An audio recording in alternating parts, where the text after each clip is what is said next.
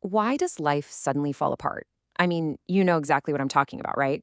One day, everything is humming along perfectly. The alarm goes off, the coffee is hot, work is totally manageable. And then, literally the next day, you're facing a gut wrenching breakup, a completely unexpected job loss, or a health scare that just turns your entire world upside down. In those moments, you're usually left asking, why is this happening to me? It feels incredibly personal. It feels like a massive disruption, a punishment, or maybe even a glaring sign that you failed somehow. But what if I told you that this disruption isn't a glitch in the system? What if that agonizing feeling of your life falling apart is actually the system working exactly the way it's supposed to? Our source material for this explainer actually throws a totally radical idea at us. It argues that the chaos we fear so deeply, the messiness, the pain, the absolute disruption of our daily lives, well, it isn't just bad luck. The text describes it with this beautiful metaphor. Disorder is the necessary compost. Just think about that for a second. Compost is literally made of dead, broken down things. It smells, it's an absolute mess. But it is the ultimate biological prerequisite for any real deep growth. Without that breakdown, the soil is dead. Without the mess, nothing new is ever going to bloom. Welcome to this explainer. Today, we are completely decoding the hidden structure behind life's most chaotic moments. Our source material gives us this fascinating framework called the architecture of metamorphosis: order, disorder, and reorder. So let's dive right in together and see how this metamorphosis actually works, and why understanding the structure is an absolute game changer for how you navigate your hardest days. Here is our roadmap for today. 1. The rhythm of growth. 2. Order and its trap. 3. The necessity of disorder. 4. Reorder as evolution. And 5. A universal fractal. Okay, let's jump right into part 1, the rhythm of growth. So the foundational premise we really need to understand here is that change, even the really, really painful kind, isn't random. It's not just the universe maliciously throwing darts at you. Instead, it follows a deeply predictable, almost musical rhythm: order, disorder, and reorder. This is the three-part cycle that dictates how absolutely everything in life evolves. And our source material argues a completely crucial point here. You cannot skip a step. In our modern optimization culture, we're constantly trying to hack our growth, right? We want to go straight from order to a newer, better reorder without any of the mess. But you simply can't bypass that messy middle. You have to pass through the breakdown. Let's explore exactly what each of these phases feels like, starting with the one we naturally crave the most. Which brings us to part 2, order and its trap. Order equals your routines, your relationships, and your identities. It's the realm of the known knowns. You know what time your alarm goes off, you know exactly who you're having dinner with on Friday night, you know your job title and exactly what's expected of you. Order feels incredibly safe precisely because it's so familiar. It's that comforting predictability we spend so much of our time and energy striving to build up. But our source text includes a massive warning about this phase. Clinging to order makes us brittle. If you stay in it too long, your life calcifies. Think about someone staying in a dead-end job for a decade just because they know the commute and the paycheck is steady. The predictability is comforting, sure, but their soul is slowly shrinking. The very safety they built has actually become a cage. Because here's a hidden trap: stagnation. The source hits the nail on the head perfectly. Nothing new grows in perfectly controlled soil. If you perfectly control every single variable in an environment, you never get surprised. You eliminate risk completely. But by eliminating risk, you also completely eliminate the possibility for growth. Without introducing something new, something even slightly chaotic, the old order just gets stale. It stops serving you. And well, that is exactly when the universe decides to introduce phase 2. And that kicks off part 3, the necessity of disorder. Now, disorder, this is pure disruption. It's an illness, a massive failure, a deeply painful heartbreak, a sudden job loss, or sometimes actually, it's not even a physical event at all. It can just be a shocking new idea that completely shatters your previous worldview. Going through any of these feels like absolute chaos. It's wildly uncomfortable, and our instinct is to desperately grab onto whatever we can to stop the spinning. But the source material insists that while this feels like destruction, it is actually deconstruction. It's a vital clearing of space. That old calcified order has to be broken down, violently if necessary, so you can evolve.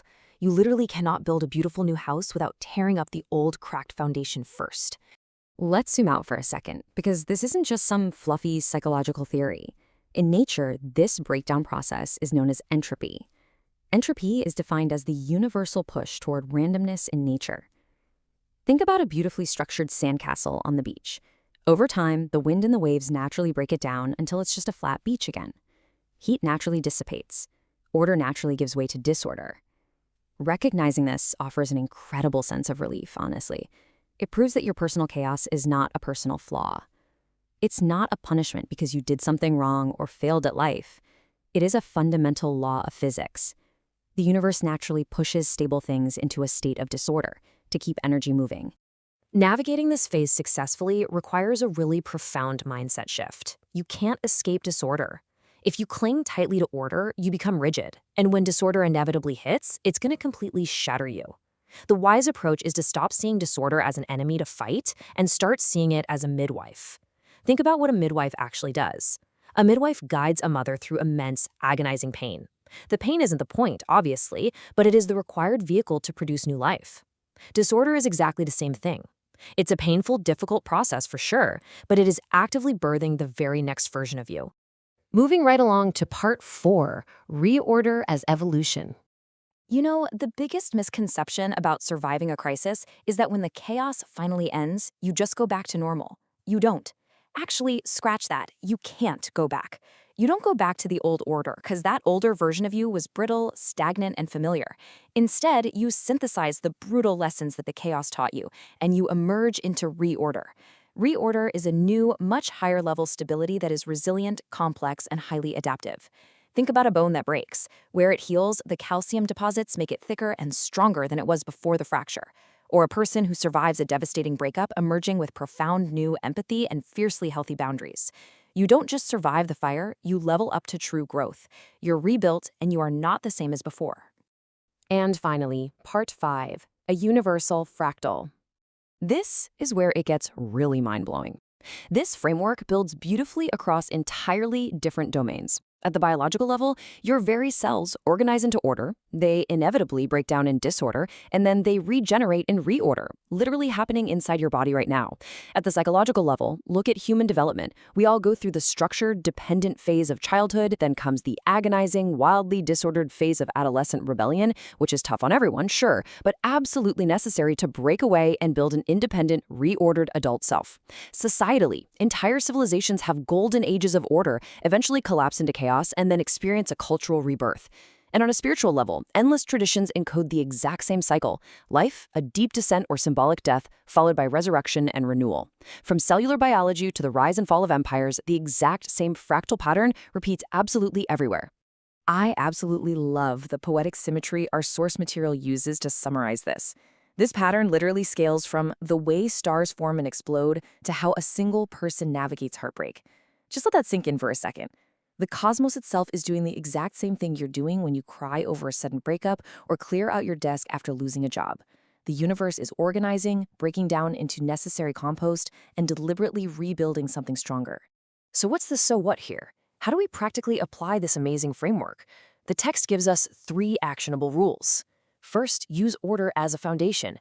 Enjoy the stability when you have it. Sink into the comfort, but keep your knees bent so you aren't trapped by it. Be ready for the shift. Second, treat disorder as the teacher. When the chaos hits, don't just fight the entropy. Stop and ask yourself, what is this clearing space for? If you lose a job, what new path is suddenly forced open? And third, build reorder as your evolution. Take those hard-won, painful lessons and deliberately synthesize them into a more complex, resilient version of yourself. Ride the wave of this cycle. Don't hopelessly fight the tide. Which leaves us with one final thought today. Knowing that the breakdown is an absolute biological and universal requirement for the breakthrough, how are you going to handle your next moment of chaos? Will you fight it as an enemy, or will you let it be the midwife to your own evolution? Keep that in mind the next time the soil of your life gets a little messy. Thanks so much for joining me on this explainer, and I absolutely can't wait to decode our next topic with you.